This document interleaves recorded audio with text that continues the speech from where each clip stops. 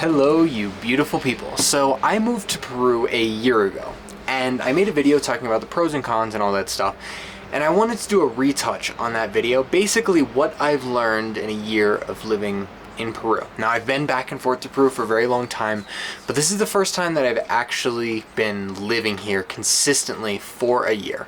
And there is a lot that I've learned that I want to share because it might inform your decision on whether you want to visit here, whether you want to come and move here, whatever it is.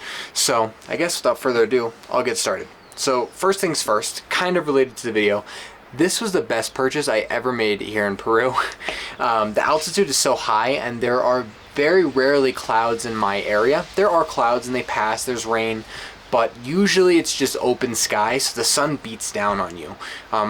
You'll notice a lot of people who live here will have like bloodshot eyes from the sun. You'll notice that the sun is rather harsh, like 30 minutes here is like 2 hours on the beach in Florida. So like the sunburn happens really quick here. So yeah, sunglasses are super important here, and I don't think a lot of people wear them, and I think they should. So anyway, this is one of the best purchases for me. I have really like fair eyes, so when the sun is really bright, you'll notice that I'm like squinting a lot. I don't know why. I mean, I know why I do it. It's to protect my eyes, but anyway, big huge purchase. If you're coming to Peru regardless, get yourself some sunglasses before you come. Doesn't matter their quality. Polarized are obviously better, but there's people who will help you with all that. But sunglasses, big, very big here. The next thing that I learned from living here, which I talked about before a bit, but the weather is more manageable here than you might expect. When you first get here, there's these huge swings at night, and especially when it rains, it can get super cold for the area. I don't know why it feels so cold. I think in reality it's like in the 50s, but it actually does feel colder. I think it's because of the way the wind whips through. It's very, very windy. So the low temperature mixed with the wind kind of pulling all the heat off your body, it just feels colder. But it's a little bit more manageable than I had originally thought. Really what you're going to need is just a windbreaker. Something to cause the wind to shield you from the wind that'll really help. But now that I've kind of got past a couple of items that kind of help, I want to go through how has my mind changed, how has my actions and my daily life changed. I want to go through that stuff because I feel like it's really important for someone who is thinking about moving here. So first of all, mindset. I'm living in a country where the monetary conversion is significantly higher than other places. So it's a 4-to-1. And usually the way that I measure how much something is worth here is whatever it would cost in dollars in the US is how many soles I would assume that it would cost as well. So if a taxi ride would be 25 bucks, then in New York, then it'd be 25 soles here. So it generally is 1/4 of the cost for everything, with the exception of certain appliances where you're paying US prices because you can't get those here. So what does that really mean for me? Well, what that's caused is a bit of a frugality in my mindset. Not necessarily a good thing, not necessarily a bad thing. However, when it comes to what I'm willing to buy and how much I'm willing to pay for it, I often jump back to that same comparison. Even when I have visited the US in the past year, I still find myself being like, oh, a pound of apples is, I don't know, $5. I forget what it is in the US. Well, 2 pounds of apples in Peru is 8 soles, so I should be getting my apples for $4 a pound here in the US. And it depends on the apples, of course, but you get the point. Now, in my mind, I'm also comparing other prices to the Peruvian prices because I know them so well.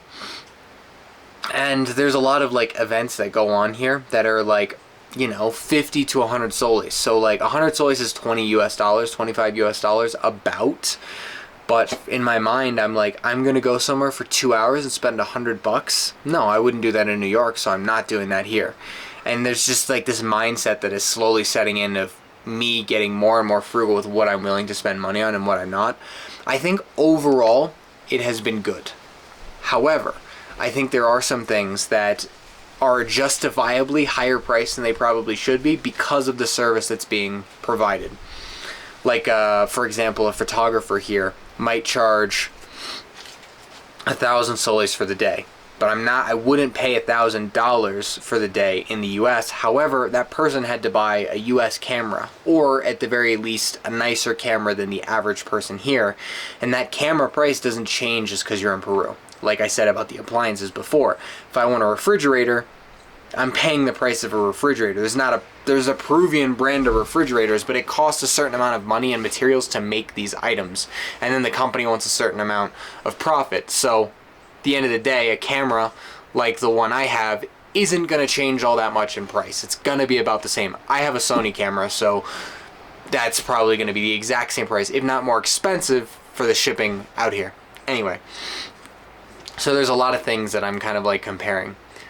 The second thing that I've noticed living here is there is this inescapable noise that's just constant here. And it's definitely something you can get used to.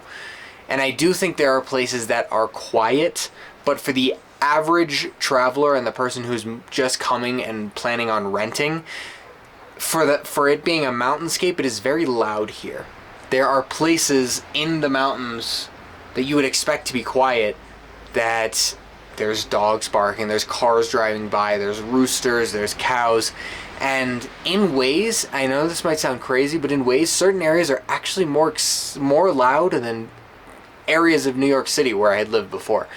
So that quiet that you may be looking for coming and moving out here might not necessarily exist. And I want to give you a good example of why. I used to have a friend that lived in a house that they really liked. It had multiple bedrooms. They were able to rent it out. They were able to run basically a hostel out of it. And they had a neighbor that they had been fighting with for years because the neighbor would blast music as loud as they possibly could all day long, basically Monday through Saturday. So as you can imagine, if you're running a hotel or a hostel or a bed and breakfast, it can be very difficult to get people to leave good reviews when basically from 6 a.m. to let's say 6 p.m. there's someone blasting loud music next door. There's no real loud or noise control laws here. There are people who will enforce it in certain cities, like certain police officers, but there's not like in the US where there's like a noise control law. If something is being too loud, the police will come and stop it because that's their job. Doesn't really happen here so much. So when you move out here, you have to prepare for your neighbors potentially being loud, for the cars that drive by your house to be loud. The house that I'm particularly in right now is much quieter than the one I was in before, but it's still loud. I've got a dog, which he kind of stays quiet, but sometimes the neighbor has dogs, sometimes they get loud, and then my dog gets loud. I live close enough to a road to hear cars driving by. There's cows that walk by my house every day. It gets loud.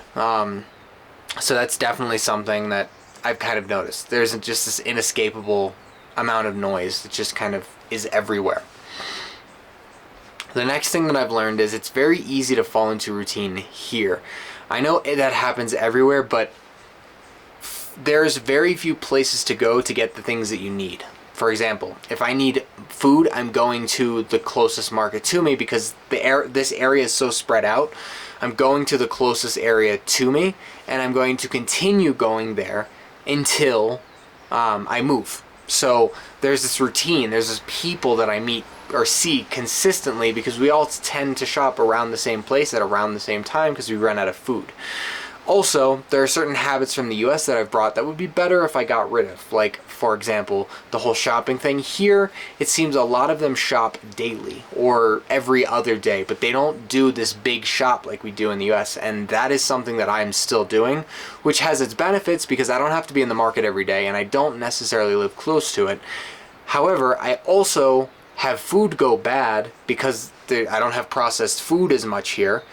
And I don't really have a great way to store it besides the refrigerator. You know, in the US they have all these like little special like containers for apples that keep the humidity correct and all that stuff. Not that I was ever one to buy that stuff, but they don't have that. Also, the apples here haven't been treated with whatever waxy coating they put on it in the US before they sell it.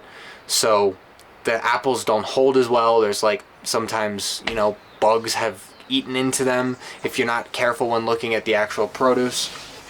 So it can make storing produce difficult, which I don't think locals run into because they buy their food in batches, in small batches, partially because I think the food is much fresher when they do these batches, and secondly, I think they don't necessarily have the money to do the huge shop. They take the money they made from the day, go get the food that they need, and then, you know, do whatever they have to do. I'm realizing this video is getting rather long and I could keep going for a while. So how about this? If this video does well and you guys like it and want to know more about the things that I've learned in the past year, I'll make a part 2. If you drop likes and comments down below, let's say 100 likes and or 5 different comments saying that they want to hear more of this stuff, because I do think it's important for people to know. There's this illusion that people will build up in their head when they go to move somewhere new, which I did myself, and I feel like some of it was completely on the money, and I feel like other things just kind of I lost the plot a little bit on. Regardless, if you click right up here and you want to see other videos of mine, this one is perfect for you. YouTube is great at what it does and it knows you'll like this video. Otherwise, if you want to see when that part 2 video comes out or any other of those other videos, or next week I'm having a celebration for hitting 1,000 subscribers, celebration, click this button right here. It'll also stay in touch so you can see those when they come out. Quick thing, I almost forgot. There is now a Discord for the community because I hit 1,000 subscribers, so check down in the description or in the comments to find the link, because I'd love to connect with you on Discord. It's going to be a place where the community can chat, and I'll see you soon.